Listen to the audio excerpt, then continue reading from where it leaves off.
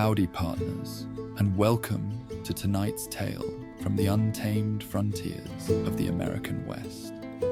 As the evening sun sets over distant mountains, we invite you to lay down your weary head and drift into the mysterious world of Red Dead Redemption.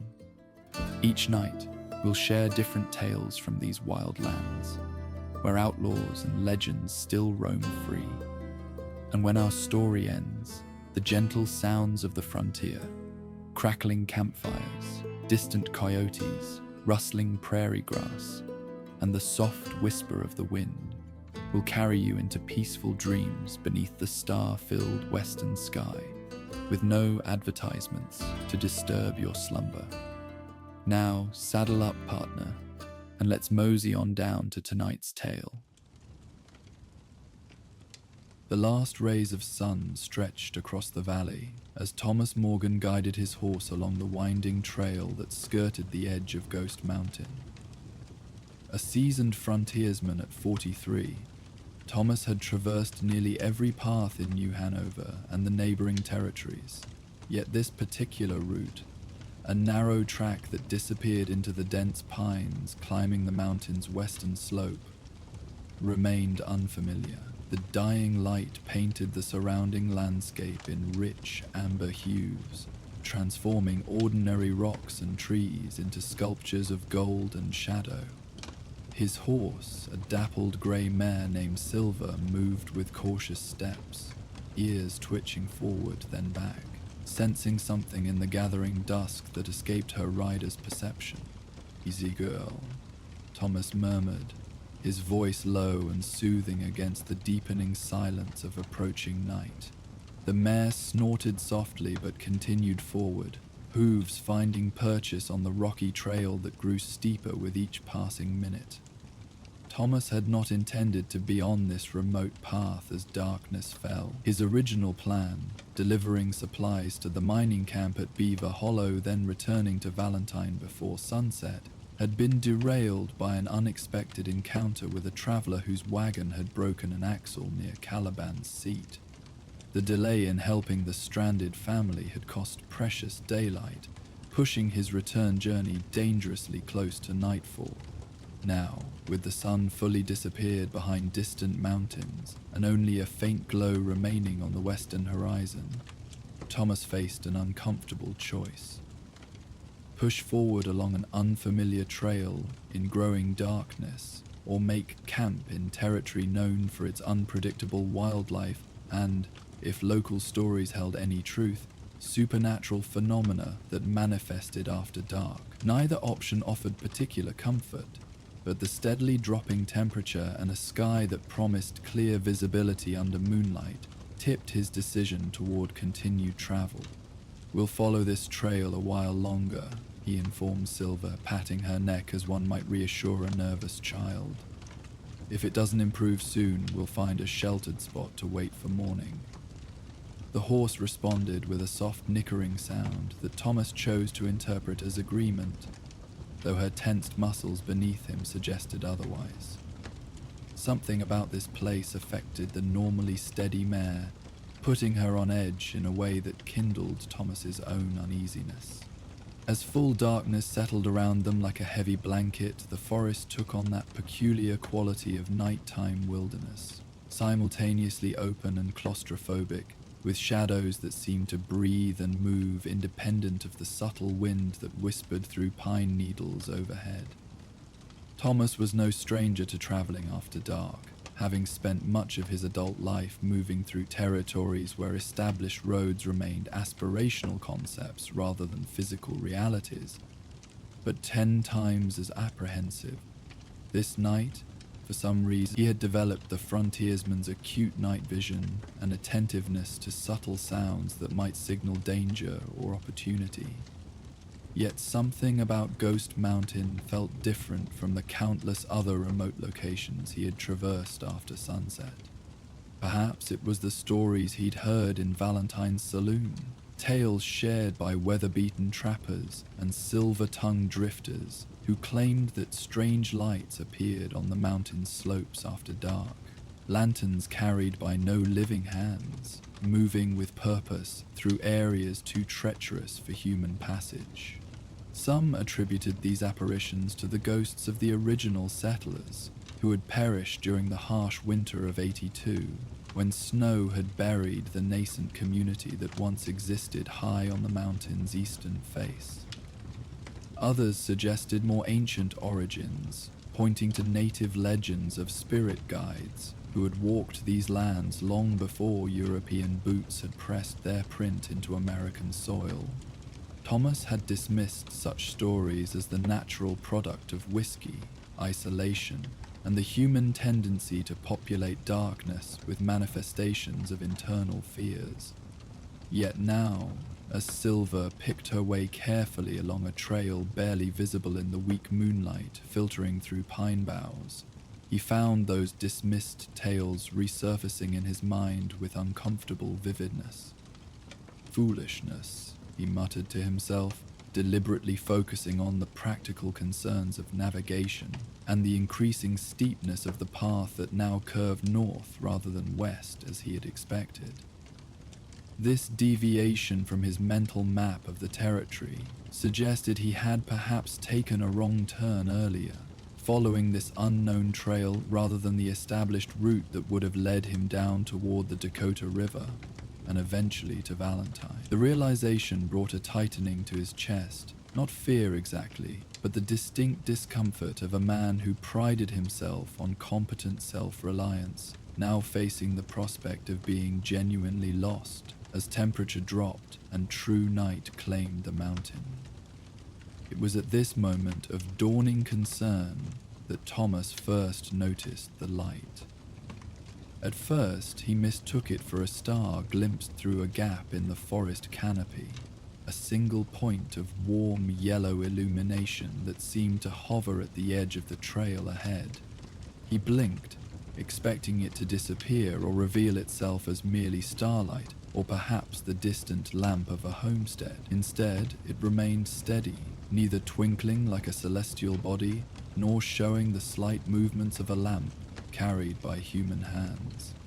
Silver had stopped without command, her attention fixed on the light with ears forward in alert curiosity, rather than the flattened anxiety that would signal perceived danger. Thomas remained motionless as well, studying the mysterious illumination with the careful assessment that had kept him alive through 2 decades of frontier existence.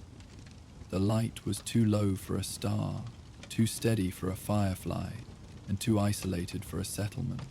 It hung approximately 6 feet above the ground, with the soft, diffused glow of a lantern partially shuttered against wind. "Hello," Thomas called, his voice sounding unnaturally loud in the quiet forest. No response came, though he hadn't truly expected one. The light remained stationary for several more heartbeats. Then, in a motion so smooth it appeared almost liquid, began moving deeper into the forest, following what might have been a trail invisible in the surrounding darkness. A warning prickled along Thomas's spine, that instinctive caution that had preserved him through encounters with everything from aggressive wildlife to desperate outlaws. Yet alongside this caution arose something else, a strange certainty that the light represented guidance rather than threat. Silver seemed to share this assessment, for when Thomas gently pressed his heels against her sides, she moved forward willingly, following the bobbing lantern that maintained a consistent distance ahead. "This is madness," Thomas told himself, even as he continued forward, following strange lights into unknown territory after dark. Yet something about the light's movement, purposeful without being hurried, maintaining perfect position to illuminate the path ahead without revealing its source, suggested benevolent intent rather than the malicious misdirection attributed to will-o'-the-wisps in stories from his childhood. As they proceeded, Thomas noted with increasing certainty that they followed an actual trail, though one long untraveled by human feet. The path wove between massive pine trunks and around boulder formations that loomed like sleeping giants in the faint moonlight. The mysterious lantern maintained its position approximately 50 yards ahead, never accelerating beyond Silver's comfortable walking pace, nor disappearing around bends in the trail. Each time, Thomas feared they might lose sight of it. The light would pause momentarily, as if ensuring its followers remained oriented, before continuing onward. After perhaps 20 minutes of this strange procession, Thomas noticed a second light join the first, identical in its warm yellow glow, appearing suddenly from behind a large rock formation to the right of the trail. The two lights continued forward in perfect tandem, maintaining identical height and pace, with a coordination impossible for separate human bearers navigating difficult terrain in darkness. Shortly thereafter, a third light emerged from the forest to the left, falling into formation with the others to create a trio of identical illuminations leading deeper into Ghost Mountain's embrace. Silver showed no concern at this multiplication of their mysterious guides, continuing forward with the steady certainty of an animal following instinct rather than reasoned assessment. Thomas, however, felt his unease return with greater intensity. One unexplained light might be attributed to natural phenomena or distant human activity. Three matching lights moving in perfect coordination suggested something beyond conventional explanation. "We should turn back," he told Silver, though he made no move to redirect her course. Something beyond rational understanding kept him following those gentle beacons. Perhaps the same instinct that guides migratory birds across vast distances, or returns spawning salmon to their birthplace against impossible odds. The lights conveyed a sense of rightness, of intentional guidance toward required destination that overrode the cautious skepticism that had preserved Thomas through countless frontier dangers. As their journey continued, the trail began to descend, winding its way through a series of switchbacks that suggested deliberate construction rather than natural formation. The trio of lights maintained their position ahead, illuminating each turn with soft golden radiance that seemed to extend just far enough to reveal safe passage without dispelling the surrounding darkness.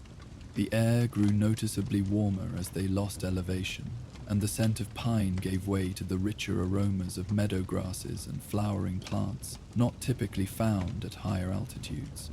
Thomas realized they were being led towards some kind of valley nestled within Ghost Mountain's formidable slopes, a place invisible from surrounding territories and unreachable except through the specific trail they now traversed. His initial concern about being led astray had gradually transformed into intense curiosity about their destination and the nature of the lights that guided them with such deliberate care. After nearly an hour of descent, the trail opened suddenly onto a sight that drew an involuntary gasp from Thomas's lips. Spread before them lay a small valley, perhaps half a mile across, perfectly circular, as if carved by divine hand rather than natural erosion. Moonlight revealed a meadow carpeted in wildflowers that swayed gently in the night breeze, surrounding a perfectly still pond at the valley's center that reflected stars like a mirror of polished obsidian. At the far edge of this hidden paradise stood a collection of structures, log cabins arranged in a semicircle around what appeared to be a central gathering place. The three lights that had guided them moved directly toward this settlement, maintaining their perfect formation as they crossed the meadow with the same unhurried purpose that had characterized their earlier movement through the forest. Silver followed without hesitation, hooves making barely a whisper against the lush grass that seemed to welcome their passage with subtle yielding. As they approached the cabins, Thomas noted with growing wonder that the structures showed no signs of the abandonment or decay one would expect from a settlement long deserted. The logs remained solid and well fitted, roofs intact, small gardens visible beside each dwelling, seemingly tended despite the absence of visible occupants. A large fire pit occupied the central area, laid with wood stacked in perfect readiness for lighting, surrounded by log benches worn smooth by what must have been years of use. The guiding lights came to rest at the edge of this gathering place, hanging motionless in the air as if awaiting Thomas's arrival. As Silver carried him into the semicircle of cabins, the lights began to change, not dimming exactly, but transforming, becoming more diffuse while simultaneously more defined. Thomas watched in silent amazement as the lights gradually took on human-like shapes, forming translucent silhouettes of indistinct gender and age that emanated soft golden radiance from within, rather than from any carried lantern. Silver showed no fear at this transformation, coming to a relaxed halt at the edge of the fire pit, as if arriving at a familiar destination after a long journey. Thomas remained mounted, uncertain whether to flee from this impossible sight, or remain to witness whatever might occur next.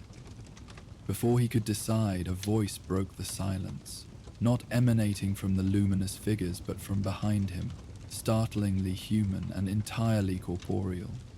"They've guided another one to us, I see." Thomas turned sharply, hand instinctively moving toward the revolver holstered at his hip, though he stopped short of drawing the weapon. Standing at the entrance to the largest cabin was an elderly woman, her silver hair catching moonlight like polished metal, deep lines etched into a face that suggested decades of outdoor living. She wore a simple dress of homespun fabric, a woolen shawl wrapped around thin shoulders against the night chill, and regarded Thomas with eyes that held neither surprise nor concern at his unexpected arrival. "Who are you?" Thomas asked, his voice steadier than he might have expected given the circumstances. "And what are they?" He gestured toward the luminous figures that remained motionless at the edge of the gathering place, their glow casting gentle illumination across the central area. The old woman smiled, moving forward with the careful steps of advanced age. "My name is Eleanor Blackwood. As for them," she nodded toward the lights, "they're the original settlers of Ghost Mountain, or what remains of them at least. They find travelers who've lost their way and guide them here to safety." Thomas dismounted slowly, keeping cautious attention on both the mysterious lights and this unexpected human inhabitant of what should have been an abandoned location. "Lost travelers," he repeated, processing this information against his own circumstances. "I took a wrong turn on my way back to Valentine, but how did they know? And why bring me here specifically?" Eleanor approached the fire pit, kneeling with practiced ease despite her years to strike a match against one of the logs. The prepared kindling caught immediately, small flames growing with surprising speed to illuminate the area more fully. In the expanded glow, Thomas noticed details previously hidden by darkness: carved symbols along the log benches, small stone arrangements at the cardinal points surrounding the gathering place, bundles of dried herbs hanging from an overhead structure that partially sheltered the fire pit. "They know because watching is what they do now," Eleanor explained, settling onto one of the benches and gesturing for Thomas to join her. "As for bringing you here, this valley offers safety to those who need it. Something about your journey tonight suggested you required our particular form of sanctuary." Silver had wandered to a nearby hitching post, helping herself to water from a trough that appeared recently filled. Thomas noted this with bemused acceptance before taking a seat across from Eleanor, close enough to converse comfortably, yet maintaining distance that acknowledged the strangeness of their meeting. You speak as if this happens regularly, he observed, watching as the luminous figures slowly dispersed, moving toward the surrounding cabins without completely disappearing. Their glow diminished, but remained visible through windows and open doorways, creating the impression of inhabited dwellings, despite the apparent absence of physical residence. Regular enough, Eleanor confirmed with a slight nod. Perhaps once or twice each month, more frequently during harsh weather when trouble stirs in the surrounding territories. The lanterns guide those who need finding, lost travelers like yourself, folks fleeing danger, sometimes even souls close to crossing who deserve peaceful passage. Thomas considered this extraordinary statement, with the measured assessment that had become his nature through years of frontier living. Under normal circumstances, he would have dismissed such claims as the delusions of isolation or perhaps calculated deception. Yet his own experience following mysterious lights through unmapped forest to discover this hidden valley demanded acknowledgement that something beyond ordinary explanation was occurring. You said our sanctuary, he noted after a moment of thoughtful silence. Are there others like you here? Living people, I mean. Eleanor's weathered face creased in a smile that conveyed both amusement and appreciation for his careful distinction. There's young Jamie, though he's out checking trap lines and won't return until morning.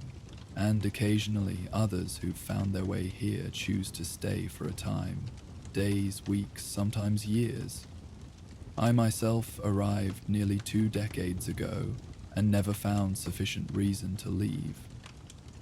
She gestured toward the surrounding cabins, where the soft glow of the spectral inhabitants created an impression of community, despite their insubstantial nature. The original settlers built this place as a haven, you see.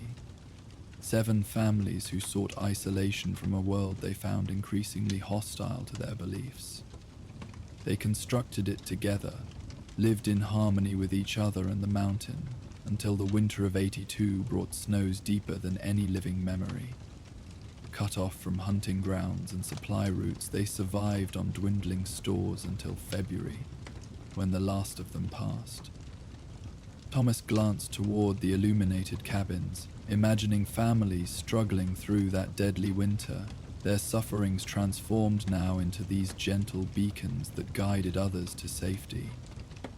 Why do they remain? He asked quietly. What holds them to this place? Not torment or unfinished business, if that's your concern, Eleanor assured him, her tone suggesting familiarity with such assumptions. They stay because this valley was their chosen sanctuary in life, and they decided it should serve the same purpose after death. This mountain claims many travelers. Through accident, exposure, or misadventure, the settlers' lights guide those they can towards safety, offering direction when paths become unclear. A fire crackled between them, sending sparks spiraling upward towards stars that seemed impossibly bright and close in this sheltered valley. Thomas found himself relaxing, despite the extraordinary nature of both location and conversation, some deep instinct confirming that neither Eleanor nor the spectral lights intended harm. You mentioned others who stayed, he prompted, after comfortable silence had stretched between them. People like yourself, who found this place and remained. Eleanor nodded, reaching toward a kettle that Thomas hadn't noticed hanging near the fire. With practiced movements, she prepared 2 cups of tea, offering one to Thomas before responding to his implicit question. Each has their own story, she said, blowing gently across her steaming cup. I was a widow fleeing memories too painful to live alongside. Jamie was an orphaned boy, no more than 12 when the lanterns led him here after outlaws killed his family at their homestead near Emerald Ranch. Others came seeking refuge from various storms, some weather-made, others human in origin. The valley offers what each needs most: peace, purpose, separation from a world grown too harsh or Thomas accepted the tea with murmured thanks, noting its unfamiliar herbal fragrance as he considered Eleanor's explanation. The concept of sanctuary resonated deeply, touching something long buried beneath years of self-sufficient wandering. Though he maintained a small cabin near Valentine and occasional employment with local ranchers, Thomas had not experienced genuine belonging since losing his wife and infant daughter to cholera nearly 15 years earlier. His existence had become one of perpetual motion, competent survival without meaningful connection. And the inhabitants, he gestured toward the glowing cabins, searching for appropriate terminology. They accept these arrangements? Welcome strangers into their settlement?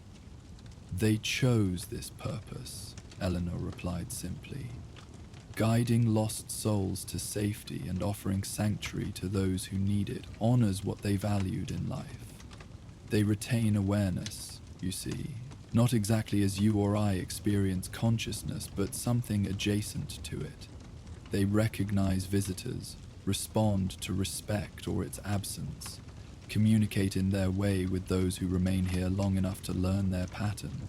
Thomas absorbed this extraordinary information with a frontiersman's pragmatic acceptance of realities that defied conventional explanation.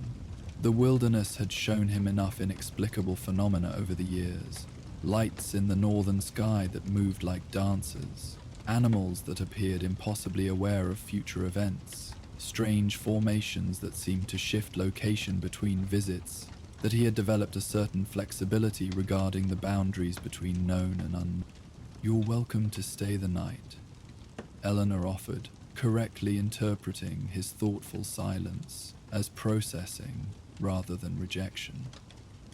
"Your mare has already made herself comfortable, and there's a cabin kept ready for visitors.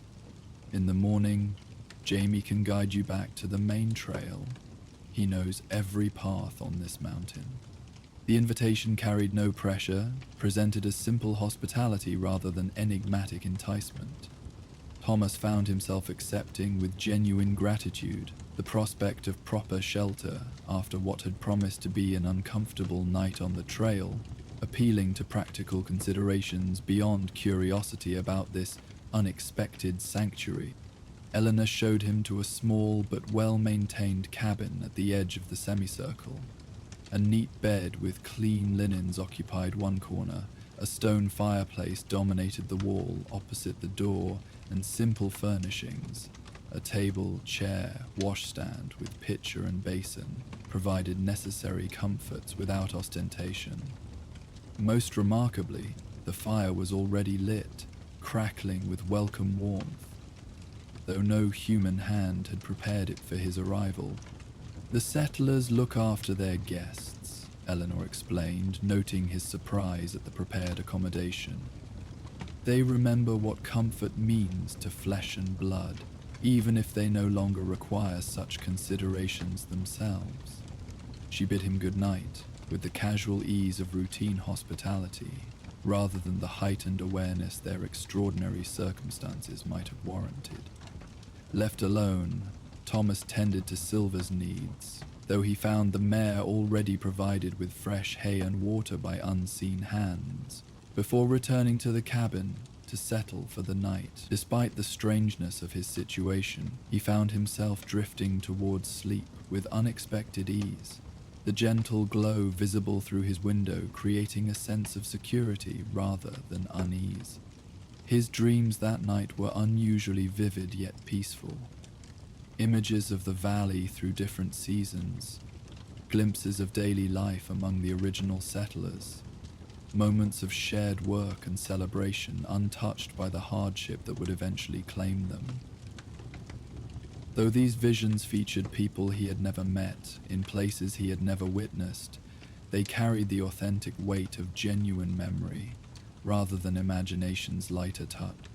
Thomas woke at dawn, feeling more rested than he had in years, despite the relatively short duration of his sleep. Stepping outside his cabin, he found the valley transformed by morning light, wildflowers more vibrant than moonlight had revealed, the central pond reflecting perfect blue sky, surrounding forest glowing emerald green against the darker mountain slopes beyond. No sign remained of the spectral lights that had occupied the cabins, though Thomas sensed their presence remained in some form less visible by daylight. A young man of perhaps 20 years approached from the direction of the forest, carrying a string of rabbits and a canvas pack that suggested successful foraging beyond hunting. His weathered clothing and confident movement through the settlement identified him as Jamie, the trapper Eleanor had mentioned the previous evening. "Morning," the young man called with casual friendliness. "Eleanor says you found your way here with some help from our permanent residents." Thomas nodded, accepting this matter-of-fact reference to supernatural guidance with frontier practicality. "They found me when I'd taken a wrong turn after dark. Led me here along a trail I'd never have discovered otherwise." Jamie hung his rabbits on a rack near what appeared to be a smokehouse before joining Thomas near the central fire pit, where embers from the previous night remained cherry red beneath a layer of white ash. "They do that," he agreed, stoking the fire with practiced efficiency. "Been doing it since long before I arrived. Eleanor says they guided folks even when the original families were still alive, turning back those who meant harm, leading lost travelers to their doorstep when they needed shelter." There was something compelling about Jamie's casual acceptance of these extraordinary circumstances. The ease of someone who had integrated supernatural elements into his understanding of how the world functioned. Thomas found himself responding in kind, discussing the previous night's experience with the same practical assessment he might apply to unusual weather patterns or wildlife behavior. Eleanor joined them as coffee brewed over the rekindled fire, bringing freshly baked biscuits that suggested she had risen well before dawn. The three shared breakfast with comfortable conversation, discussing practical matters of routes back to Valentine, conditions of surrounding trails, recent developments in nearby settlements that might affect Thomas's journey. "Will you show our guest the memorial before he leaves?" Eleanor asked Jamie as they finished their meal, the question carrying significance beyond simple sightseeing suggestion. Jamie nodded, understanding apparent in his expression. "If he's interested. It's a fair piece up the eastern slope, about an hour's climb from here." Thomas recognized the exchange as offering more than casual information, an invitation to deeper understanding of this place and its unusual inhabitants. "I'd welcome seeing it," he confirmed, curiosity piqued by the subtle significance both attached to this unspecified landmark. After breakfast concluded and dishes were attended to with the efficient routine of established household, Jamie led Thomas toward a trail that wound upward from the valley's eastern edge. Silver remained contentedly grazing in a paddock near the cabins, showing no inclination to join this exploration of steeper terrain. The path they followed appeared well maintained, though infrequently used, cutting through dense forest before emerging onto rockier ground as they gained elevation. "Eleanor found this place not long after she arrived," Jamie explained as they climbed. "Or maybe it found her. That's how she tells it sometimes. Either way, it helped her understand why the settlers remain and what they hope to accomplish through their continued presence." Thomas noted the young man's thoughtful articulation, at odds with the rough speech typical of frontier trappers. Jamie carried himself with the physical confidence of someone raised in wilderness, but spoke with education, suggesting different origins than his current circumstances implied. "You weren't born to this life," Thomas observed as they paused to rest on a flat outcropping that offered views across the forested slopes below. Jamie smiled slightly, neither offended nor surprised by the assessment. "My father was a professor at a university back east. Brought the family west when he received appointment to document native languages before they disappeared. Outlaws killed him and my mother when I was 12, as Eleanor probably told you. The lanterns brought me here, when I'd been wandering lost for days, half-starved and fully terrified. He gestured toward the valley visible below, its perfect circular shape even more apparent from their elevated position. Found purpose here I wouldn't have discovered elsewhere. Eleanor taught me reading and figures beyond what my father had started. The settlers showed me how to live with the mountain rather than simply on it. There was comfortable acceptance in his tone, the perspective of someone who had processed tragedy without allowing it to define his entire existence. Thomas recognized something of his own journey in the younger man's story, though his own path had led through isolation rather than community, following similar loss. They continued upward for another 20 minutes before reaching their destination, a small plateau near Ghost Mountain's eastern face, overlooking territories that stretched toward distant horizons. Here stood a circle of 7 stone cairns, each approximately waist-high, arranged with perfect spacing around a central stone table carved with symbols Thomas didn't recognize, but instinctively identified as protective rather than threatening. The original families, Jamie explained, gesturing toward the cairns. Not where they're buried. Their actual resting places lie beneath the caverns in the valley, according to tradition of their homeland. These were raised as beacons, visible to their spirits when they first found themselves separated from physical form. Tomasz approached the central stone, noting small objects placed upon its surface.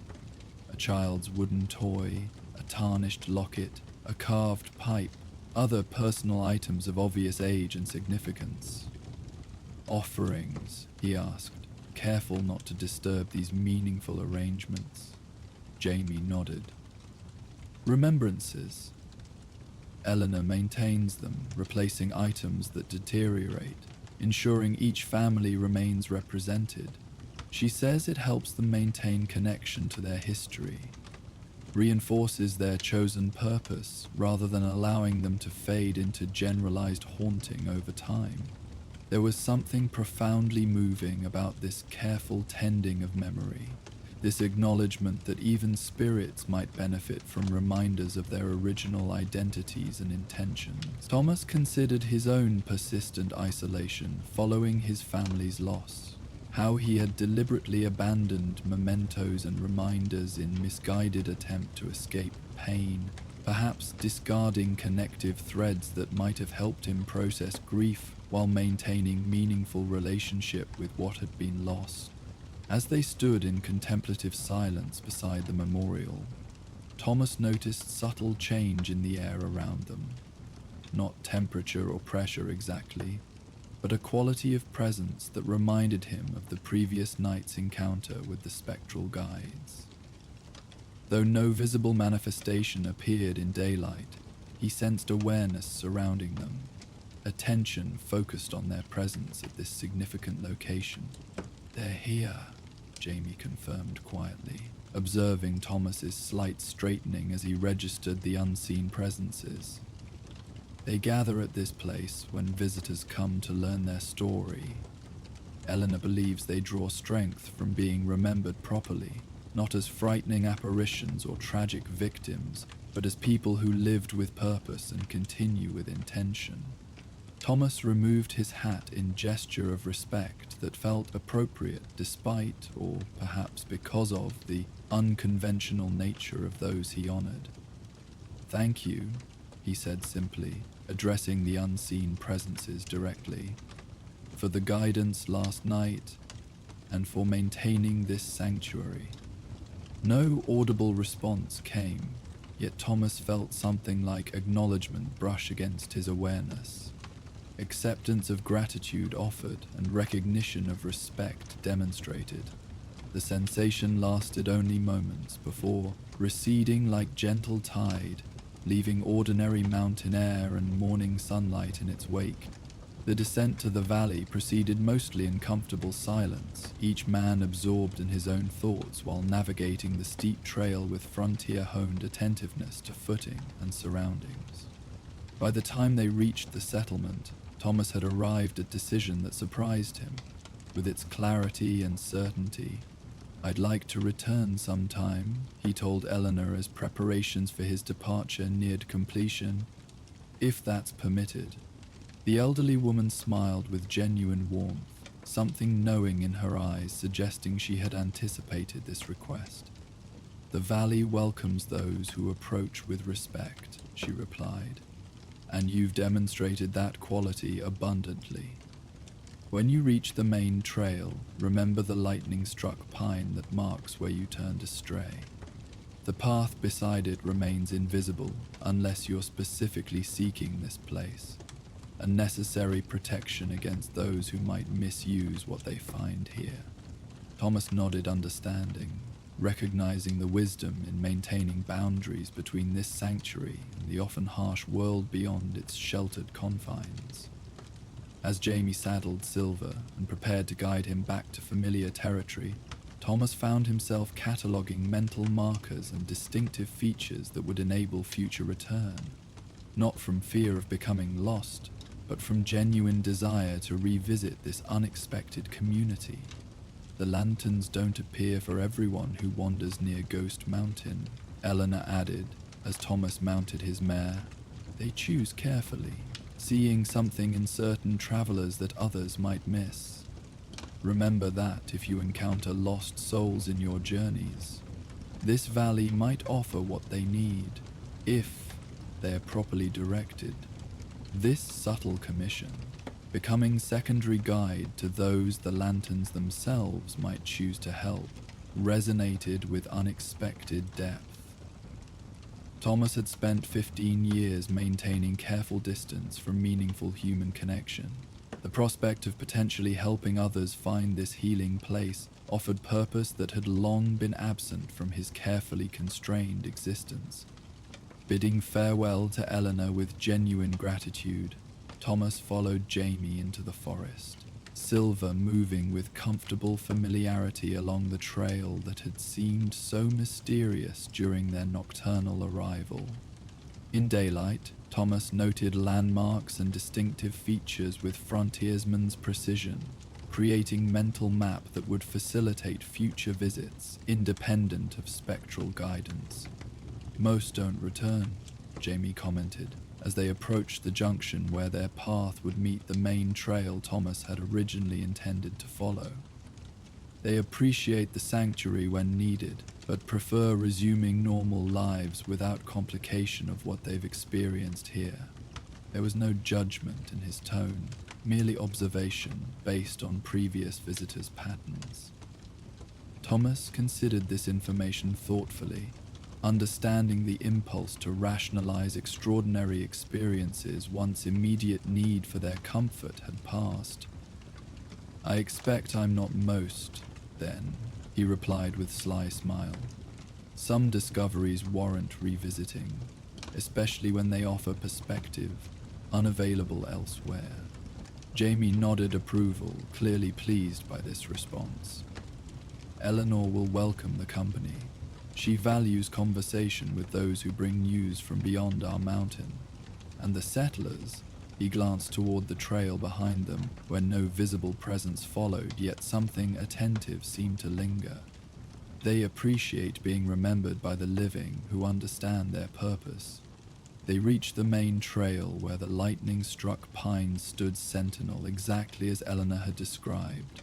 Its upper third shattered by ancient strike, remaining trunk and branches continuing to produce green needles despite catastrophic damage. From this vantage point, the path they had followed from the valley appeared as nothing more than game trail, barely distinguishable from surrounding underbrush. "You'll find it again," Jamie assured him, correctly interpreting Thomas's careful study of the seemingly unremarkable junction. "The way remains hidden until you're specifically seeking it with proper intention. The lanterns ensure those who belong here find their way, whether first visit or returning journey." They parted with handshakes that acknowledged shared understanding transcending their brief acquaintance. As Thomas guided Silver westward toward Valentine, he found himself carrying something beyond memories of extraordinary encounter, a sense of connection long absent from his carefully independent existence, awareness that beyond practiced self-sufficiency lay possibilities for meaningful engagement with worlds both seen and unseen. The journey to Valentine proceeded without incident, familiar landmarks confirming proper course as morning stretched toward afternoon. Thomas found himself registering details previously overlooked or underappreciated, the particular quality of light filtering through forest canopy, subtle signs of wildlife adapting to changing seasons, ancient trees standing witness to centuries of human passage through territories they had occupied long before settlement. In Valentine that evening, Thomas declined invitation to join familiar acquaintances at the saloon, preferring solitary contemplation of his extraordinary experience to cadence of routine conversation that would require either uncomfortable deception or explanations likely to be misinterpreted. Seated on his cabin's small porch as stars emerged in clear night sky, he found himself watching distant mountains with new awareness of unseen presences that might move purposefully through darkness. When small points of light appeared briefly along distant ridgelines, too steady for campfires, too directional for natural phenomena, Thomas acknowledged them with raised hand, silent greeting to guardians whose existence he would have dismissed as superstitious folklore mere days earlier. The lights lingered momentarily, as if returning his acknowledgement, before continuing their vigilant journey along elevated paths, invisible from valley settlements below. For the first time since losing his family 15 years earlier, Thomas Morgan fell asleep with sense of anticipation rather than mere acceptance of continued existence. Awareness that beyond self-sufficient survival lay possibilities for connection with both living community and those who maintained meaningful presence beyond conventional mortality. Ghost Mountain had offered unexpected sanctuary when physical path had led him astray.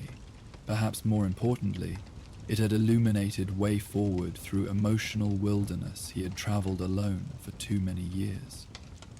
In weeks that followed, Thomas adjusted patterns that had defined his solitary existence, creating space for regular visits to the hidden valley where Eleanor and Jamie maintained their unusual partnership with the settlement's original inhabitants. Each journey reinforced pathways, both physical and metaphorical, trails through forest becoming more distinct with repeated travel, connections to newfound community strengthening with shared conversation and purpose. Sometimes during these visits, when night descended and the settlers' lanterns emerged to illuminate their continued presence, Thomas would sit beside the central fire with Eleanor and Jamie, sharing stories that honored both living history and continuing purpose of those who had found ways to guide travelers long after their physical journeys had ended.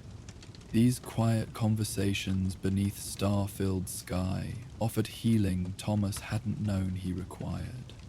Restoration of belief that meaningful connection transcended physical limitation and temporal boundary, that sanctuary existed for those willing to follow unexpected illumination through gathering darkness.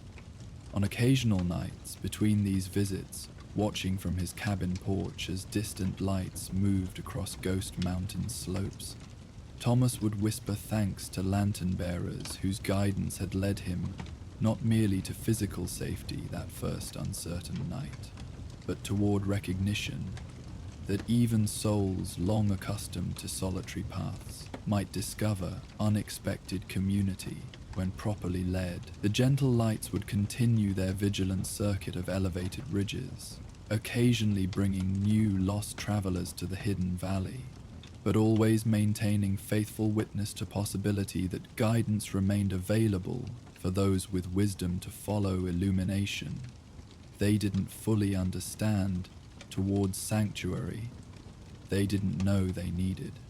As the gentle lanterns of Ghost Mountain continue their eternal vigil, guiding lost souls to safety through the pine-covered slopes. Our journey across the frontier continues. The mountain's whispers fade behind us as we travel westward, where the dense forests gradually give way to the vast, rolling expanse of the open prairie. The transition from mountain to grassland brings with it new mysteries and wonders. While Ghost Mountain offers sanctuary through its glowing lanterns in the darkness, the prairie holds its own form of nocturnal magic, one that moves with graceful purpose beneath the watchful gaze of the moon. As we leave Thomas Morgan to his newfound connection with the settlers of the Hidden Valley, we turn our attention to the sweeping grasslands that stretch toward the horizon like a golden sea frozen in time. Here, beneath the vast dome of stars that seems to touch the very edge of the earth, another story begins to unfold. The prairie at night transforms into a realm of shadows and silver light, where the boundary between earth and sky blurs into a single canvas painted by moonlight. It is here, in this liminal space between waking and dreaming, that we encounter our next tale, the midnight stroll of the prairie moon. Let the rhythmic swaying of the tall grass lull you deeper into relaxation as we transition from the protective embrace of Ghost Mountain's lanterns to the gentle illumination of the prairie moon, guiding us through new mysteries that await in the hushed darkness of the frontier night. The last embers of sunset had long faded from the western horizon as Arthur Morgan sat alone by his small campfire on the edge of the Great Plains. At 53, Arthur had survived far longer than most men of his profession, outliving the wild days of his youth to witness the gradual taming of the frontier. The deep lines etched into his weathered face told stories of hardship and perseverance, while his eyes, still sharp despite the years, reflected the quiet wisdom of a man who had seen the world transform around him. His once golden hair had turned to silver, matching the moonlight that now bathed the prairie before him. Behind him, tethered to a sturdy cottonwood, his loyal horse dozed lightly, occasionally nickering in response to distant sounds that human ears couldn't detect. The animal was getting on in years too, but like its master, possessed a resilience that belied its age. They had traversed countless miles together, a partnership forged through shared dangers and quiet moments like this one, when the vastness of the open country invited contemplation. Arthur added another small branch to his fire, watching as sparks spiraled upward to join the countless stars overhead. The night was unusually clear, the moon full and brilliant, casting the rolling grasslands in a silvery light that transformed the familiar landscape into something almost ethereal. The tall grasses rippled in the gentle night breeze, creating waves that seemed to flow across the prairie like water.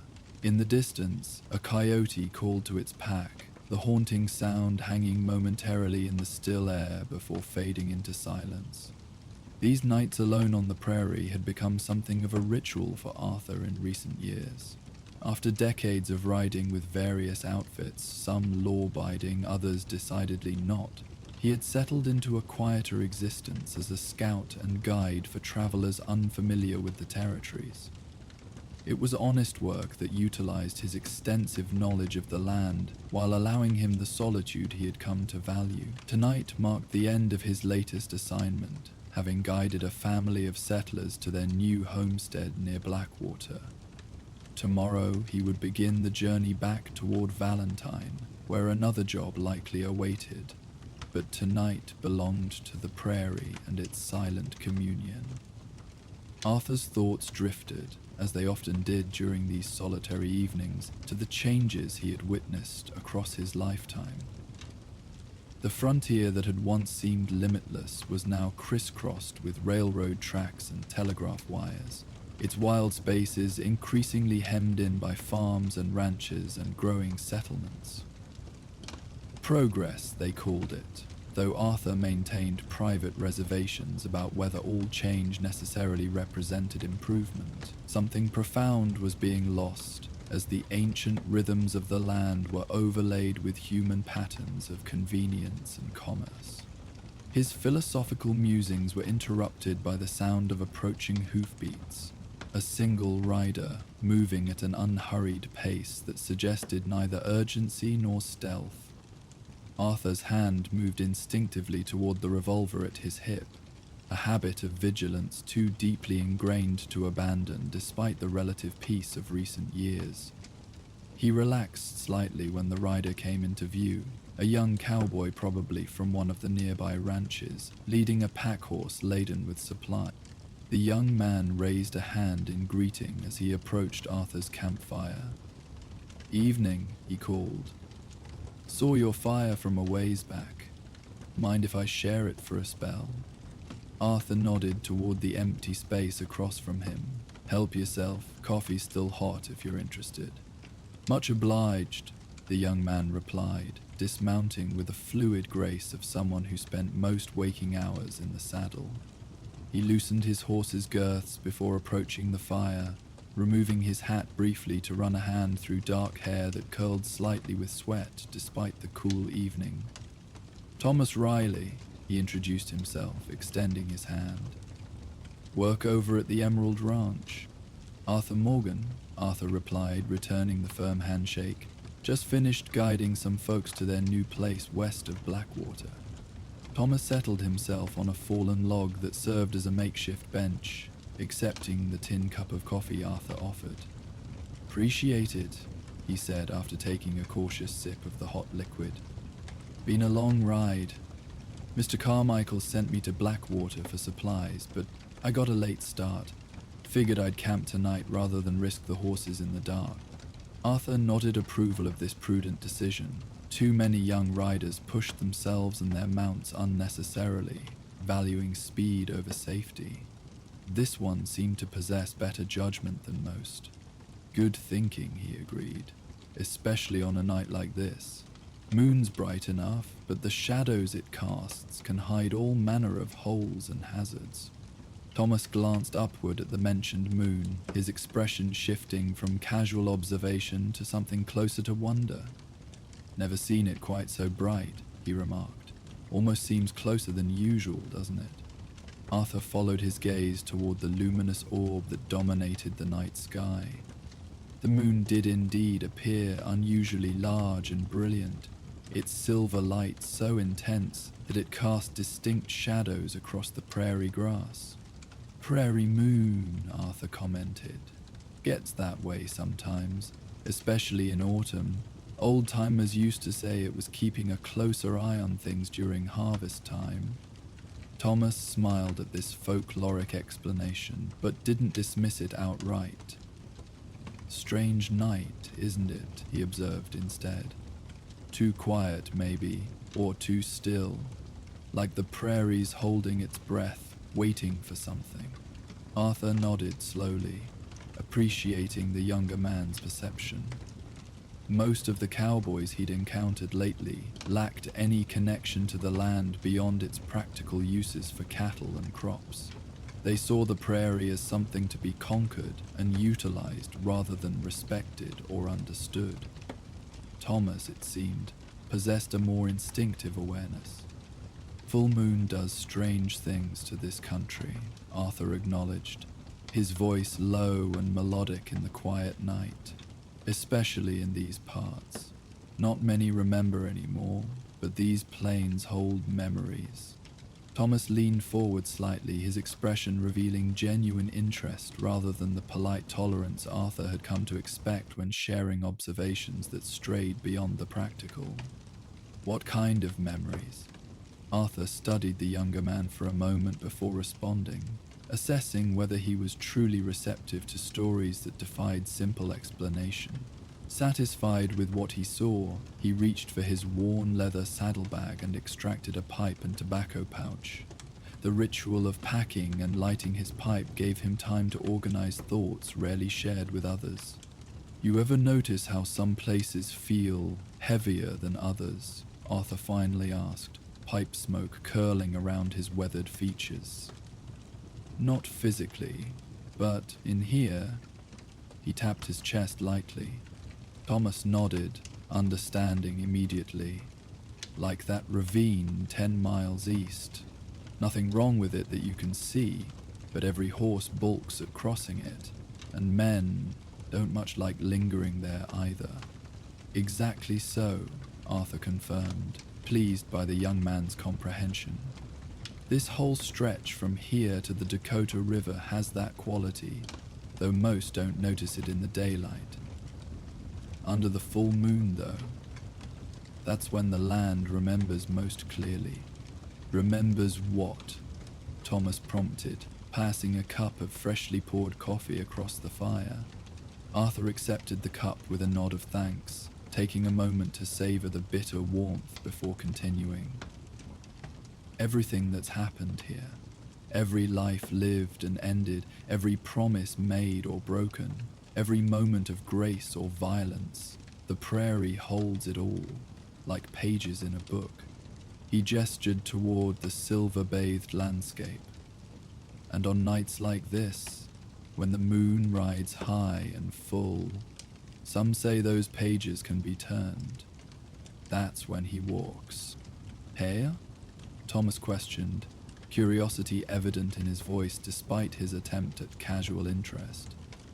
Arthur smiled slightly, recognizing the familiar pattern of someone trying to balance rational skepticism with an instinctive recognition of deeper truths.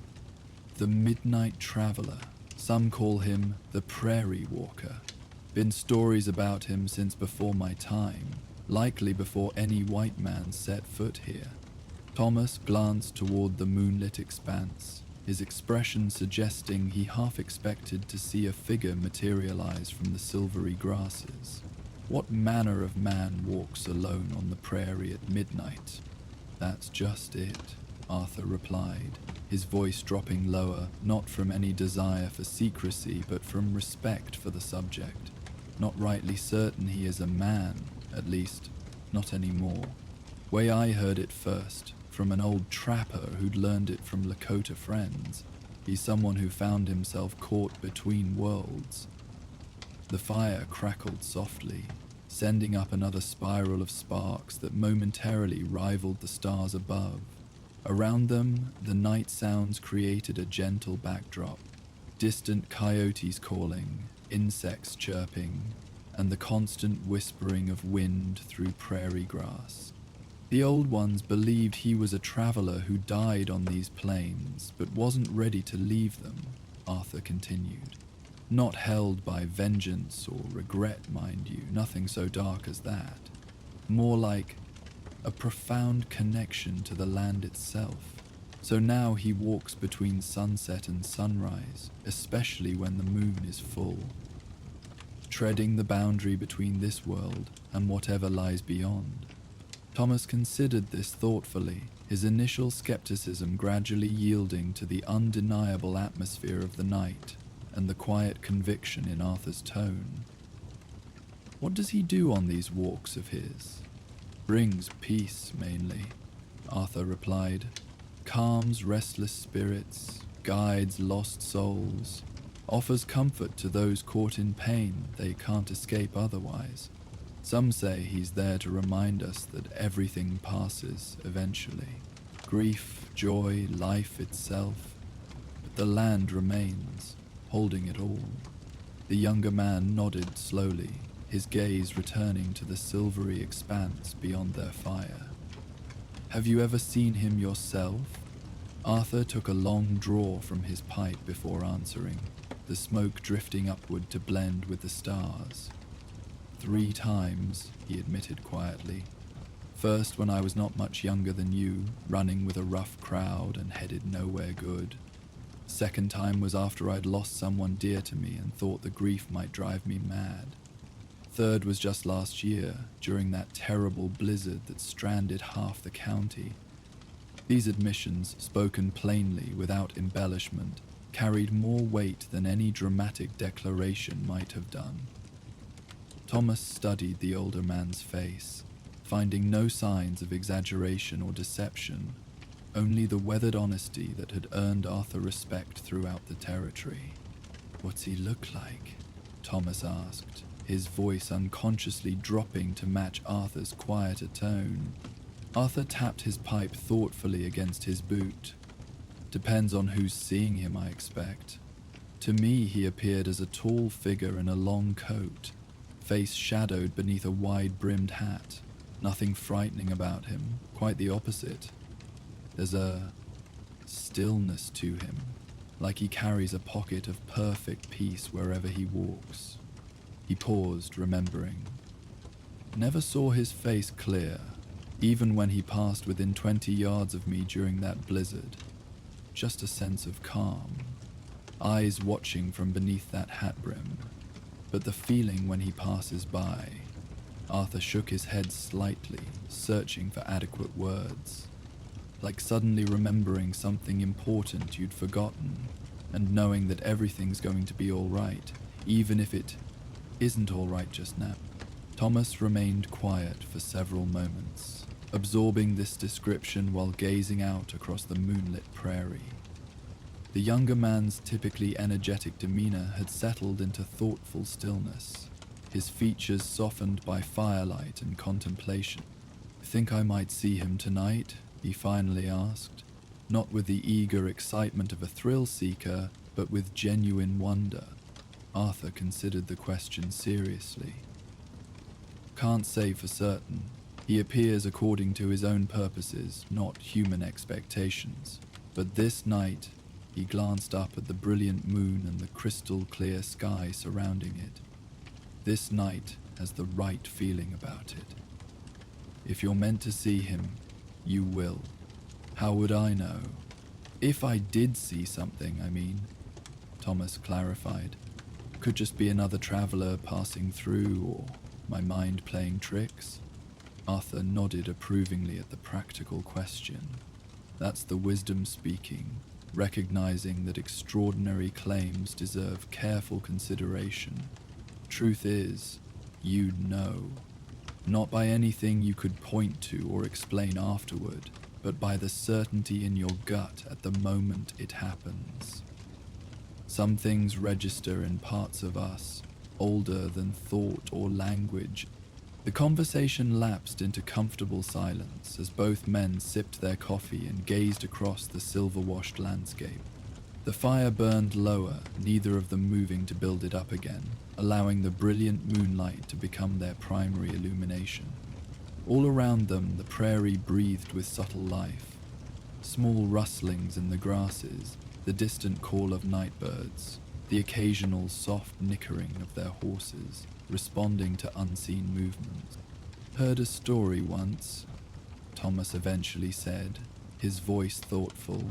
"Old rancher up by Valentine claimed the traveler saved his life during a blue norther back in '82. Said he was caught out miles from shelter when the storm hit, temperature dropping so fast his horse's breath froze on its muzzle. Was fixing to lie down in the snow, said it felt warm suddenly, which he knew meant freezing to death, when a figure appeared through the blizzard and led him to a lined shack he never knew existed. By the time he'd stoked the fire and warmed himself, the stranger had vanished, no tracks leading away despite the fresh snow." Arthur nodded, unsurprised. "Heard similar tales myself. The traveler seems drawn to those caught between life and death, especially when their time isn't yet due. Not interfering with fate exactly, more like preventing accidents of timing, ensuring things unfold as they're meant to." "You believe that?" Thomas asked. "That things happen according to some plan?" Arthur considered the question with the seriousness it deserved. "Not a plan like men make, with everything mapped out step by step. More like a rhythm, a natural flow to things. The traveler doesn't change that flow. He helps restore it when something's knocked it off course."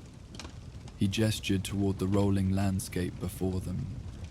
"Look at the prairie itself. Seems random at first glance. grass and flowers growing wherever seeds happen to fall. But spend enough time watching, you start seeing patterns. Which plants grow together, how they spread after fire, which creatures depend on each other. There's a wisdom in it beyond human understanding. Thomas nodded slowly, eyes tracking the silver-tipped waves of grass rippling across the moonlit plains.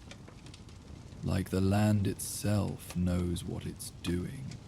Exactly so, Arthur agreed, pleased by the younger man's intuitive grasp. And the traveler, he's part of that knowing somehow, connected to the land so deeply that he moves with its rhythms, helping keep things in balance. Both men fell silent again, content to watch as moonlight transformed the familiar landscape into something both strange and wonderful. The hour grew later, the stars wheeling slowly overhead in their ancient patterns, marking time in a way no human-made clock could match. Their fire burned down to glowing coals, neither making a move to build it up again, allowing the brilliant celestial light to become their primary illumination. Arthur found his thoughts drifting back to the first time he had encountered the Midnight Traveler, nearly 30 years earlier. He had been riding with Dutch Vanderlin's gang then, young and angry and increasingly reckless as disillusionment with Dutch's grand promises began to erode his initial idealism. One night, separated from the others during a hastily abandoned robbery attempt, he had found himself alone on this same stretch of prairie, nursing both a bullet graze along his ribs and a bitter sense of betrayal. The moon had been full that night too, though Arthur hadn't appreciated its beauty, too consumed by his internal turmoil. He had been at a crossroads without fully recognizing it, continuing down a path of escalating violence and diminishing justification, or finding the courage to break away and seek a different life. It was then, as he sat by a miserable little fire contemplating increasingly dark options, that he had first glimpsed the traveler. Just a distant figure at first, moving with unhurried grace across the moonlit grassland, distinctive even at that distance for the absolute certainty of his progress through terrain that should have presented challenges to night travel. Arthur had watched with initial suspicion that gradually transformed into something closer to wonder as the figure maintained its steady pace without approaching or retreating, following a course that seemed determined by factors beyond ordinary navigation. Even now, 3 decades later, Arthur couldn't adequately explain the profound shift that had occurred within him as he observed that solitary journey. Nothing dramatic or sudden, no heavenly voices or blinding revelations, just a gradual realignment of perspective, as if viewing his life and choices from a significantly higher vantage point. By morning, when the mysterious figure had long since vanished beyond the horizon, Arthur had found himself possessed of a clarity that had ultimately led to his departure from Dutch's gang and the beginning of a different path. His second encounter had occurred nearly 15 years after the first. By then, he had established himself as a skilled guide and scout, having long since left behind his outlaw past. But personal peace had proved more elusive than professional success. Mary Gillis, the woman he had loved with quiet intensity since early adulthood, had died unexpectedly, a fever that had swept through Valentine, claiming several lives including hers. The grief had nearly broken him. For months afterward, he had moved through his daily responsibilities like a man underwater, functioning adequately on the surface while drowning in sorrow beneath. Sleep had become his enemy, bringing dreams of Mary that left him even more bereft upon waking to her permanent absence. That particular night, unable to bear the confines of his small cabin, he had ridden out onto the prairie, seeking either exhaustion that might finally grant dreamless sleep or some catastrophe that would end the pain permanently. The moon had been full, the landscape silver-washed, much like tonight. though Arthur had barely noticed its beauty through the haze of his grief. It was then, at his lowest moment, that the traveller had appeared a second time, not suddenly or dramatically, but gradually entering Arthur's awareness as the mysterious figure crossed his path at some distance. Arthur had watched, first with indifference, then with growing attention, as something about the traveller's measured progress across the moonlit terrain began to penetrate his emotional numbness. There had been no direct interaction, no words exchanged, or even eye contact made. The figure had maintained its course without acknowledging Arthur's presence, yet something profound had transferred between them nonetheless. With each step of the traveller's steady journey, Arthur had felt a corresponding loosening of the constriction around his heart, not erasing his grief, but transforming it somehow into something he could carry without being crushed beneath its weight. By the time the mysterious figure had disappeared beyond the horizon, Arthur had found himself breathing more freely than at any point since Mary's death. The pain remained, as did the sense of loss, but they had somehow shifted from destructive forces to necessary components of a life honestly lived. In the days and weeks that followed, he had gradually rejoined the world of the living, carrying his sorrow as testimony to love, rather than as unbearable burden. "Mr. Morgan," Thomas said softly, interrupting Arthur's reminiscence. Something in the younger man's tone caused Arthur to look up sharply. "Out there, to the west. Do you see it?" Arthur followed the younger man's gaze across the rolling prairie to where a single figure moved with unhurried grace through the silver-washed grasses. Even at this distance, there was something distinctive about the silhouette. A tall form in a long coat, head crowned by a wide-brimmed hat, moving with a fluid certainty that suggested intimate familiarity with the terrain. "I see him," Arthur confirmed quietly, feeling a familiar stillness settle inside him, the calm recognition that transcended both excitement and fear. The midnight traveller. They watched in silence as the figure continued its measured progress across the moonlit landscape, neither directly approaching their camp nor moving away from it, but following a path only it could perceive. There was something mesmerizing about its movement, a deliberate grace that suggested absolute harmony with the environment, each step placed with perfect confidence despite the uneven ground hidden beneath the swaying grasses. "Should we call out to him?" Thomas asked, his voice barely above a whisper. Arthur shook his head slightly. "No need. He knows we're here. If our paths are meant to cross more directly, they will." As if in response to this observation, the distant figure altered course slightly, now moving in a direction that would bring it closer to their position, not directly toward them, but on a tangential path that would pass within clearer viewing distance. "He's coming this way," Thomas noted, a mixture of wonder and trepidation in his voice. "Coming closer," Arthur corrected gently. "Not the same thing. He follows his own path, not one determined by human presence or absence." Both men remained motionless as the figure continued its approach, gradually resolving from distant silhouette to more distinct form. The silver moonlight played strangely across the traveller, seeming to both illuminate and obscure, revealing the general outline while maintaining an essential mystery about specific details. From their vantage point beside the dying campfire, they could now make out more clearly the long coat that moved like liquid shadow around the tall figure, the way the wide-brimmed hat cast the face in perpetual darkness despite the brilliant moonlight, the measured stride that covered ground with deceptive swiftness. Most striking, however, was the quality of presence that accompanied the traveller, a palpable sense of age and wisdom that radiated outward like heat from their campfire, touching something profound in both observers. "I feel," Thomas began, then hesitated, struggling to articulate the sensation. It's like standing in a church, but bigger.